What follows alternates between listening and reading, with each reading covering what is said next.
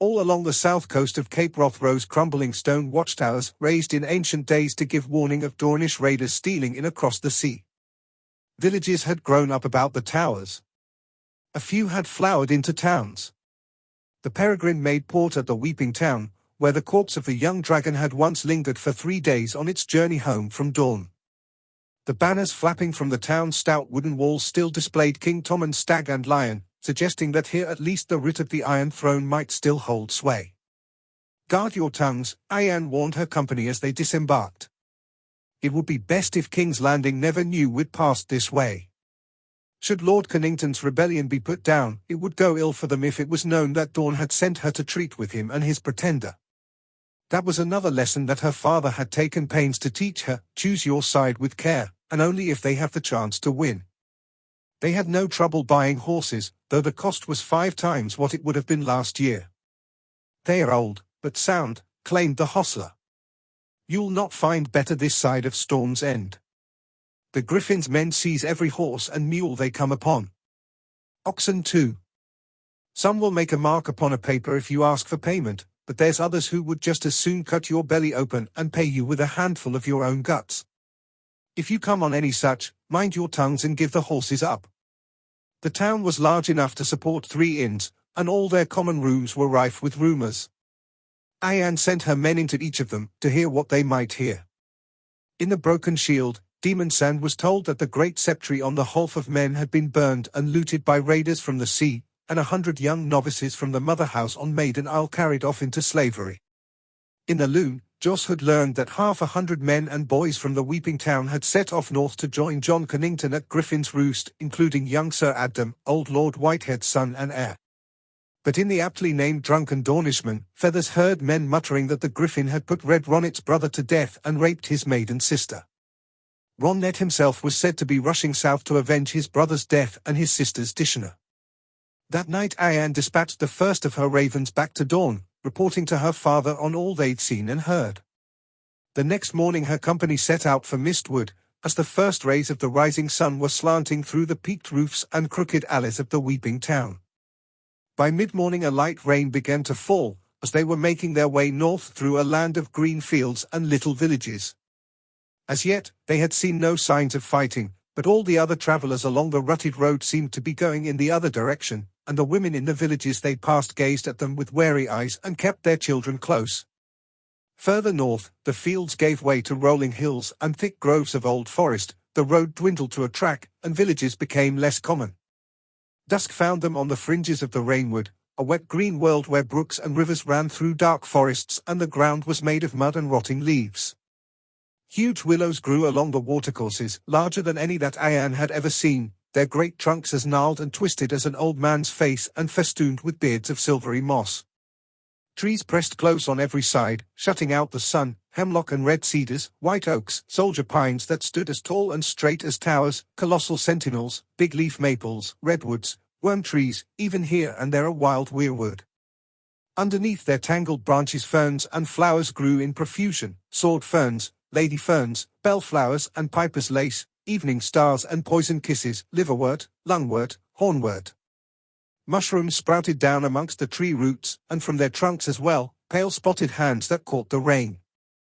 Other trees were furred with moss, green or grey or red-tailed, and once a vivid purple. Lichens covered every rock and stone. Toadstools festered beside rotting logs. The very air seemed green. Arianne had once heard her father and Maester Caliot arguing with the Septon about why the north and south sides of the Sea of Dawn were so different. The Septon thought it was because of Doran God's grief, the first Storm King, who had stolen the daughter of the Sea God and the Goddess of the Wind and earned their eternal enmity. Prince Doran and the Maester inclined more toward wind and water, and spoke of how the big storms that formed down in the summer sea would pick up moisture moving north until they slammed into Cape Wrath. For some strange reason the storms never seemed to strike at dawn, she recalled her father saying. "I know your reason," the Septon had responded. "No Dornishman ever stole away the daughter of 2 gods. The going was much slower here than it had been in Dawn. Instead of proper roads, they rode down crook-back slashes that snaked this way and that, through clefts in huge moss-covered rocks and down deep ravines choked with blackberry brambles. Sometimes the track petered out entirely, sinking into bogs or vanishing amongst the ferns, leaving Arianne and her companions to find their own way amongst the silent trees. The rain still fell, soft and steady. The sound of moisture dripping off the leaves was all around them, and every mile or so the music of another little waterfall would call to them. The wood was full of caves as well. That first night they took shelter in one of them, to get out of the wet. In dawn they had often travelled after dark, when the moonlight turned the blowing sands to silver, but the rainwood was too full of bogs, ravines, and sinkholes, and black as pitch beneath the trees, where the moon was just a memory. Feathers made a fire and cooked a brace of hares that Sir Garibald had taken with some wild onions and mushrooms he had found along the road. After they ate, Iliasan turned a stick and some dry moss into a torch, and went off exploring deeper in the cave. "See that you do not go too far," Arianne told her. "Some of these caves go very deep, it is easy to get lost." The princess lost another game of civets to Demon Sand, won one from Joss Hood, then retired as the two of them began to teach Jane Ladybright the rules. She was tired of such games. Nyrn and Teen may have reached King's Landing by now, she mused, as she settled down cross-legged by the mouth of the cave to watch the falling rain. If not, they ought to be there soon. 300 seasoned spears had gone with them, over the Boneway, past the ruins of Summerhall, and up the King's Road. If the Lannisters had tried to spring their little trap in the Kingswood, Lady Nym would have seen that it ended in disaster. Nor would the murderers have found their prey. Prince Trystane had remained safely back at Sunspear after a tearful parting from Princess Myrcella. That accounts for one brother, thought Arianne, but where is Quentyn, if not with the Griffin? Had he wed his dragon queen? King Quentyn. It still sounded silly. This new Daenerys Targaryen was younger than Arianne by half a dozen years. What would a maid that age want with her dull, bookish brother? Young girls dreamed of dashing knights with wicked smiles, not solemn boys who always did their duty. She will want Dawn, though. If she hopes to sit the Iron Throne, she must have Sunspear. If Quentyn was the price for that, this dragon queen would pay it. What if she was at Griffin's End with Connington, and all this about another Targaryen was just some sort of subtle ruse? Her brother could well be with her. King Quentyn. Will I need to kneel to him? No good would come of wondering about it. Quentyn would be king or he would not. I pray Daenerys treats him more gently than she did her own brother.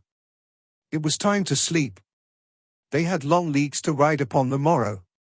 It was only as she settled down that Arianne realized Iliasan had not returned from her explorations. Her sisters will kill me 7 different ways if anything has happened to her. Jane Ladybright swore that the girl had never left the cave, which meant that she was still back there somewhere, wandering through the dark. When their shouts did not bring her forth, there was nothing to do but make torches and go in search of her. The cave proved much deeper than any of them had suspected. Beyond the stony mouth where her company had made their camp and hobbled their horses, a series of twisty passageways led down and down, with black holes snaking off to either side. Further in, the walls opened up again, and the searchers found themselves in a vast limestone cavern, larger than the great hall of a castle. Their shouts disturbed a nest of bats, who flapped about them noisily, but only distant echoes shouted back. A slow circuit of the hall revealed 3 further passages, one so small that it would have required them to proceed on hands and knees. "We will try the others first," the princess said. "Demon, come with me. Garibald, Joss, you try the other one." The passageway Arianne had chosen for herself turned steep and wet within 100 feet. The footing grew uncertain. Once she slipped, and had to catch herself to keep from sliding. More than once she considered turning back, but she could see Sir Daemon's torch ahead and hear him calling for Elia, so she pressed on. And all at once she found herself in another cavern, 5 times as big as the last one, surrounded by a forest of stone columns. Demon Sand moved to her side and raised his torch. "Look how the stone's been shaped," he said. "Those columns, and the wall there. See them?" "Faces," said Arianne. "So many sad eyes, staring. This place belonged to the children of the forest. 1,000 years ago." Arianne turned her head. "Listen. Is that Joss?" It was. The other searchers had found Elia, as she and Demon learned after they made their way back up the slippery slope to the last hall. Their passageway led down to a still black pool, where they discovered the girl up to her waist in water, catching blind white fish with her bare hands, her torch burning red and smoky in the sand where she had planted it. "You could have died," Arianne told her, when she'd heard the tale. She grabbed Elia by the arm and shook her. "If that torch had gone out, you would have been alone in the dark, as good as blind. What did you think that you were doing?" "I caught 2 fish," said Elia Sand. "You could have died," said Arianne again. Her words echoed off the cavern walls. "Died, died, died." Later, when they had made their back to the surface and her anger had cooled, the princess took the girl aside and sat her down. "Elia, this must end," she told her. "We are not in Dawn now. You are not with your sisters, and this is not a game. I want your word that you will play the maidservant until we are safely back at Sunspear. I want you meek and mild and obedient. You need to hold your tongue. I'll hear no more talk of Lady Lance or jousting, no mention of your father or your sisters. The men that I must treat with are Sel's words. Today they served this man who calls himself Jon Connington, but come the morrow they could just as easily serve the Lannisters. All it takes to win a Sel's-word's heart is gold, and Casterly Rock does not lack for that. If the wrong man should learn who you are, you could be seized and held for ransom." "No," Elia broke in. "You're the one they'll want to ransom. You're the heir to Dawn, I'm just a bastard girl. Your father would give a chest of gold for you." "My father's dead." "Dead, but not forgotten," said Arianne, who had spent half her life wishing Prince Oberyn had been her father. "You are a sand snake, and Prince Doran would pay any price to keep you and your sisters safe from harm." That made the child smile at least. "Do I have your sworn word? Or must I send you back?" "I swear." Elia did not sound happy. "On your father's bones." "On my father's bones." That vow she will keep, Arianne decided. She kissed her cousin on the cheek and sent her off to sleep. Perhaps some good would come of her adventure. "I never knew how wild she was till now," Arianne complained to Demon Sand, afterward. "Why would my father inflict her on me?" "Vengeance," the knight suggested, with a smile. They reached Mistwood late on the 3rd day. Sir Demon sent Joss Hood ahead to scout for them and learn who held the castle presently. 20 men walking the walls, maybe more, he reported on his return. Lots of carts and wagons. Heavy laden going in, empty going out. Guards at every gate. "Banners?" asked Arianne. "Gold. On the gatehouse and the keep." "What device did they bear?" "None that I could see, but there was no wind. The banners hung limp from their staffs." That was vexing. The Golden Company's banners were cloth of gold, devoid of arms and ornament, but the banners of House Baratheon were also gold, though theirs displayed the crowned stag of Storm's End. Limp golden banners could be either. Were there others' banners? Silver grey? "All the ones that I saw were gold, Princess." She nodded. Mistwood was the seat of House Mertins, whose arms showed a great horned owl, white on grey. If their banners were not flying, likely the talk was true, and the castle had fallen into the hands of Jon Connington and his Sel's-words. "We must take the risk," she told her party. Her father's caution had served Dawn well. She had come to accept that, but this was a time for her uncle's boldness. On to the castle. "Shall we unfurl your banner?" asked Joss Hood. "Not as yet," said Arianne. In most places, it served her well to play the princess, but there were some where it did not. Half a mile from the castle gates, 3 men in studded leather jerkins and steel half-helms stepped out of the trees to block their path. 2 of them carried crossbows, wound and notched. The third was armed only with a nasty grin. "And where are you lot bound, my pretties?" he asked. "To Mistfall, to see your master," answered Demon Sand. "Good answer," said the grinner. "Come with us." Mistfall's new Sel's-word masters called themselves Young John Mud and Chain. Both knights, to hear them tell it. Neither behaved like any knight that Arianne had ever met. Mud wore brown from head to heel, the same shade as his skin, but a pair of golden coins dangled from his ears. The Mudds had been kings up by the Trident 1,000 years ago, she knew, but there was nothing royal about this one. Nor was he particularly young, but it seemed his father had also served in the Golden Company, where he had been known as Old John Mudd. Chain was half again Mudd's height, his broad chest crossed by a pair of rusted chains that ran from waist to shoulder. Where Mudd wore sword and dagger, Chain bore no weapon but 5 feet of iron links, twice as thick and heavy as the ones that crossed his chest. He wielded them like a whip. They were hard men, brusque and brutal and not well spoken, with scars and weathered faces that spoke of long service in the free companies. "Sergeants," Sir Demon whispered when he saw them. "I have known their sort before." Once Arianne had made her name and purpose known to them, the 2 sergeants proved hospitable enough. "You'll stay the night," said Mudd. "There's beds for all of you. In the morning you'll have fresh horses and whatever provisions you might need. Lady's Maester can send a bird to Griffin's Roost to let them know you're coming." "And who would them be?" asked Arianne. "Lord Connington?" The cell's words exchanged a look. "The Half-Master," said John Mudd. "It's him you'll find at the roost." "Griffin's marching," said Chain. "Marching where?" Sir Demon asked. "Not for us to say," said Mudd. "Chain, hold your tongue." Chain gave a snort. "She's Dawn. Why shouldn't she know? Come down to join us, ain't she?"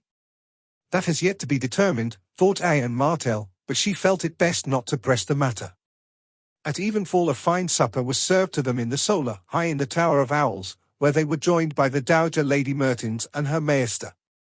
Though a captive in her own castle, the old woman seemed spry and cheerful. "My sons and grandsons went off when Lord Renly called his banners," she told the princess and her party. "I have not seen them since, though from time to time they send a raven. One of my grandsons took a wound at the Blackwater, but he's since recovered. I expect they will return here soon enough to hang this lot of thieves." She waved a duck leg at Mudd and Chain across the table. "We are no thieves," said Mudd. "We're foragers. Did you buy all that food down in the yard?" "We foraged it," said Mudd. "The small folk can grow more.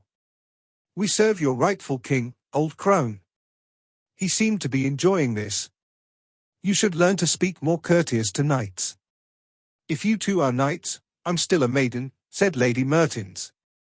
"And I'll speak as I please." "What will you do, kill me? I have lived too long already." Princess Arianne said, "Have you been treated well, my lady?" "I have not been raped, if that is what you're asking," the old woman said. "Some of the serving girls have been less fortunate. Married or unmarried, the men make no distinctions." "No one's been doing any raping," insisted young John Mudd. "Connington won't have that. We follow orders." Chain nodded. "Some girls was persuaded, might be. The same way our small folk were persuaded to give you all their crops. Melons or maidenheads, it's all the same to your sort. If you want it, you take it." Lady Mertens turned to Arianne. "If you should see this Lord Connington, you tell him that I knew his mother, and she would be ashamed." "Perhaps I shall," the princess thought. That night she dispatched her second raven to her father. Arianne was on her way back to her own chamber when she heard muffled laughter from the adjoining room. She paused and listened for a moment, then pushed the door open to find Elia Sand curled up in a window seat, kissing Feathers. When Feathers saw the princess standing there, he jumped to his feet and began to stammer. Both of them still had their clothes on. Arianne took some small comfort in that as she sent Feathers on his way with a sharp look and a "go." Then she turned to Elia. "He is twice your age. A serving man. He cleans up bird shit for the Maester." "Elia, what were you thinking?" "We were only kissing. I'm not going to marry him." Elia crossed her arms defiantly beneath her breasts. "You think I never kissed a boy before? Feathers is a man. A serving man, but still a man." It did not escape the princess that Elia was the same age she had been when she gave her maidenhead to Demon Sand. "I am not your mother. Kiss all the boys you want when we return to Dawn. Here and now, though, this is no place for kisses, Elia." Meek and mild and obedient, you said. Must I add chaste to that as well? You swore upon your father's bones. I remember, said Elia, sounding chastened. Meek and mild and obedient. I won't kiss him again. The shortest way from Mistwood to Griffin's Roost was through the green, wet heart of the Rainwood, slow going at the best of times. It took Arianne and her company the better part of 8 days. They travelled to the music of steady, lashing rains beating at the treetops up above, though underneath the green great canopy of leaves and branches she and her riders stayed surprisingly dry. Chane accompanied them for the first 4 days of their journey north, with a line of wagons and 10 men of his own. Away from mud he proved more forthcoming, and Arianne was able to charm his life story out of him. His proudest boast was of a great-grandsire who had fought with the Black Dragon on the red grass field, and crossed the narrow sea with bitter steel. Chane himself had been born into the company, fathered on a camp follower by his Sellsword father. Though he had been raised to speak the common tongue and think of himself as Westerosi, he had never set foot in any part of the 7 kingdoms till now. A sad tale, and a familiar one, Arianne thought. His life was all of a piece, a long list of places where he'd fought, foes he'd faced and slain, wounds he'd taken. The princess let him talk, from time to time prompting him with a laugh, a touch, or a question, pretending to be fascinated. She learned more than she would ever need to know about Mud's skill with dice, 2 swords, and his fondness for red-haired women, the time someone made off with Harry Strickland's favourite elephant, Little Pussy, and his lucky cat, and the other feats and foibles of the men and officers of the Golden Company. But on the 4th day, in an unguarded moment, Chane let slip a, "Once we have Storm's End." The princess let that aside go without comment, though it gave her considerable pause. Storm's End. This griffin is a bold one, it would seem. Or else a fool. The seat of House Baratheon for 3 centuries, the ancient Storm Kings for thousands of years before that, Storm's End was said by some to be impregnable. Arianne had heard men argue about which was the strongest castle in the realm. Some said Casterly Rock, some the Eyrie of the Arryns, some Winterfell in the frozen north, but Storm's End was always mentioned too. Legend said it was raised by Brandon the Builder to withstand the fury of a vengeful god. Its curtain walls were the highest and strongest in all the 7 kingdoms, 40 to 80 feet in thickness. Its mighty windowless drum tower stood less than half as tall as the high tower of Old Town, but rose straight up in place of being stepped, with walls thrice as thick as those to be found in Old Town. No siege tower was tall enough to reach Storm's End battlements, neither mangonel nor trebuchet could hope to breach its massive walls. Does Connington think to mount a siege? She wondered. How many men can he have? Long before the castle fell, the Lannisters would dispatch an army to break any such siege. That way is hopeless too. That night when she told Sir Daemon what Chane had said, the bastard of God's grace seemed as perplexed as she was. Storm's End was still held by men loyal to Lord Stannis when last I heard. You would think Connington might do better to make common cause with another rebel, rather than making war upon him too. Stannis is too far away to be of help to him, Arianne mused.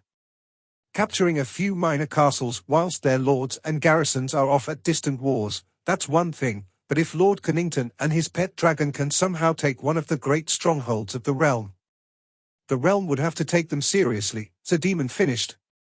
And some of those who do not love the Lannisters might well come flocking to their banners. That night Arianne penned another short note to her father and had Feathers send it on its way with her 3rd raven. Young John Mudd has been sending out birds as well, it seemed. Near dusk on the 4th day, not long after Chane and his wagons had taken their leave of them, Arianne's company was met by a column of Sellswords down from Griffin's Roost, led by the most exotic creature that the princess had ever laid her eyes on, with painted fingernails and gemstones sparkling in his ears. Lysono Mar spoke the common tongue very well. I have the honor to be the eyes and ears of the Golden Company, princess. You look. She hesitated.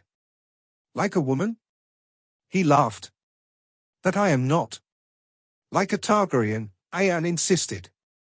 His eyes were a pale lilac, his hair a waterfall of white and gold. All the same, something about him made her skin crawl. Was this what Viserys looked like? She found herself wondering. If so, perhaps it is a good thing he is dead. I am flattered. The women of House Targaryen are said to be without peer in all the world. And the men of House Targaryen? Oh, even prettier. Though if truth be told, I have only seen the one. Mar took her hand in his own, and kissed her lightly on the wrist. Mistwood sent word of your coming, sweet princess. We will be honored to escort you to the roost, but I fear you have missed Lord Connington and our young prince. Off at war? Off to Storm's End? Just so. The Lyseni was a very different sort of man than Chain. This one will let nothing slip, she realized, after a scant few hours in his company. Mar was glib enough, but he had perfected the art of talking a great deal whilst saying nothing. As for the riders who had come with him, they might as well have been mutes for all that her own men were able to get out of them. Arianne decided to confront him openly. On the evening of their 5th day out of Mistwood, as they made camp beside the tumbled ruins of an old tower overgrown by vines and moss, she settled down beside him and said, "Is it true that you have elephants with you?" "A few," said Lysono Mar, with a smile and a shrug. "And dragons?" "How many dragons do you have?" "One." "By which you mean the boy?" "Prince Aegon is a man grown, princess." "Can he fly? Breathe fire?" The Lyseni laughed, but his lilac eyes stayed cold. "Do you play civets, my lord?" asked Arianne. "My father has been teaching me. I am not very skilled, I must confess, but I do know that the dragon is stronger than the elephant. The Golden Company was founded by a dragon. Bittersteel was half dragon, an old bastard. I am no maester, but I know some history. You are still sells words." "If it please you, princess," he said, all silken courtesy. "We prefer to call ourselves a free brotherhood of exiles." "As you will. As free brothers go, your company stands well above the rest, I grant you. Yet the Golden Company has been defeated every time it has crossed into Westeros. They lost when Bittersteel commanded them, they failed the Blackfire Pretenders, they faltered when Maelys the Monstrous led them. That seemed to amuse him. We are at least persistent, you must admit. And some of those defeats were near things. Some were not. And those who die near things are no less dead than those who die in routs. Prince Doran, my father, is a wise man, and fights only wars that he can win. If the tide of war turns against your dragon, the Golden Company will no doubt flee back across the narrow sea, as it has done before. As Lord Connington himself did, after Robert defeated him at the Battle of the Bells. Dorne has no such refuge. Why should we lend our swords and spears to your uncertain cause? Prince Aegon is of your own blood, princess. Son of Prince Rhaegar Targaryen and Elia of Dorne, your father's sister. Daenerys Targaryen is of our blood as well. Daughter of King Aerys, Rhaegar's sister. And she has dragons, or so the tales would have us believe. Fire and blood. Where is she? Half a world away on Slaver's Bay, said Lysono Mar. As for these purported dragons, I have not seen them. In Civers, it is true, the dragon is mightier than the elephant.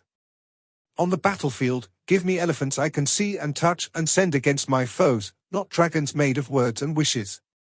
The princess lapsed into a thoughtful silence. And that night she dispatched her 4th raven to her father. And finally Griffin's roost emerged from the sea mists, on a grey wet day as the rain fell thin and cold. Lysono Mar raised a hand, a trumpet blast echoed off the crags, and the castle's gates yawned open before them. The rain-soaked flag that hung above the gatehouse was white and red, the princess saw, the colours of House Connington, but the golden banners of the company were in evidence as well. They rode in double column across the ridge known as the Griffin's Throat, with the waters of Shipbreaker Bay growling off the rocks to either side.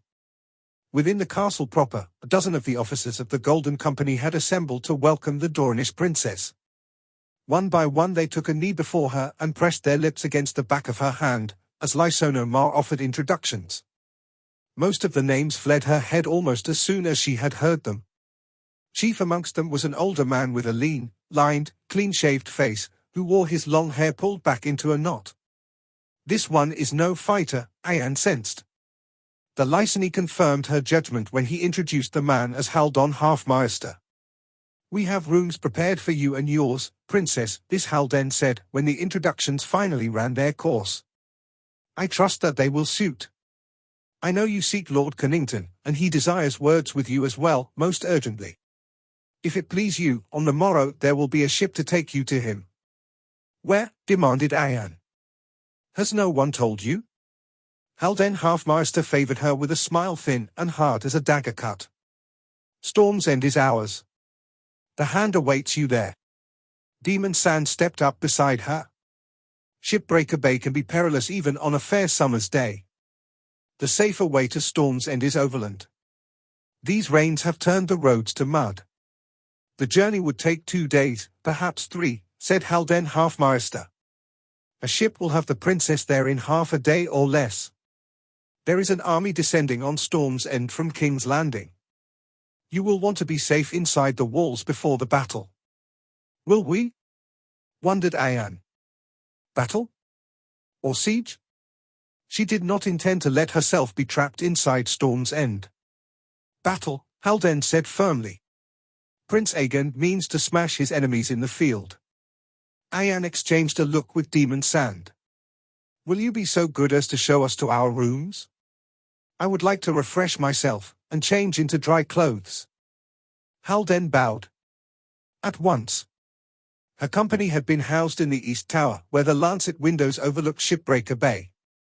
"Your brother is not at Storm's End, we know that now," Sir Demon said, as soon as they were behind closed doors. "If Daenerys Targaryen has dragons, they are half a world away, and of no use to Dawn. There is nothing for us at Storm's End, Princess. If Prince Doran meant to send you into the middle of a battle, he would have given you 300 knights, not 3. Do not be so certain of that, sir. He sent my brother off to Slaver's Bay with 5 knights and a maester. I need to speak with Connington." Arianne undid the interlocked sun and spear that clasped her cloak, and let the rain-soaked garment slip from her shoulders to puddle on the floor. "And I want to see this dragon prince of his. If he is truly Ilya's son. Whoever's son he is, if Connington challenges Mace Tyrell in open battle, he may soon be a captive, or a corpse. Tyrell is not a man to fear. My uncle Oberyn is dead, Princess. And 10,000 men is equal to the whole strength of the Golden Company. Lord Connington knows his own strength, surely. If he means to risk battle, he must believe that he can win it. And how many men have died in battles they believed that they could win?" Sir Demon asked her. "Refuse them, Princess. I mistrust these Sel's words. Do not go to Storm's End. What makes to believe they will allow me that choice?" She had had the uneasy feeling that Haldane Halfmaster and Lysono Mar were going to put her on that ship come morning whether she willed it or no. Better not to test them. "Sir Demon, you squired for my uncle Oberyn," she said. "If you were with him now, would you be counseling him to refuse as well?" She did not wait for him to respond. "I know the answer. And if you are about to remind me that I am no Red Viper, I know that too. But Prince Oberyn is dead, Prince Doran is old and ill, and I am the heir to Dawn. And that is why you should not put yourself at risk." Demon Sand went to one knee. "Send me to Storm's End in your stead. Then if the Griffin's plans should go awry and Mace Tyrell takes the castle back, I will be just another landless knight who swore his sword to this pretender in hopes of gain and glory. Whereas if I am taken, the Iron Throne will take that for proof that Dawn conspired with these Sel's words, and lent aid to their invasion. It is brave for you to seek to shield me, sir. I thank you for that." She took his hands and drew him back to his feet. "But my father entrusted this task to me, not you. Come the morrow, I sail to beard the dragon in its den.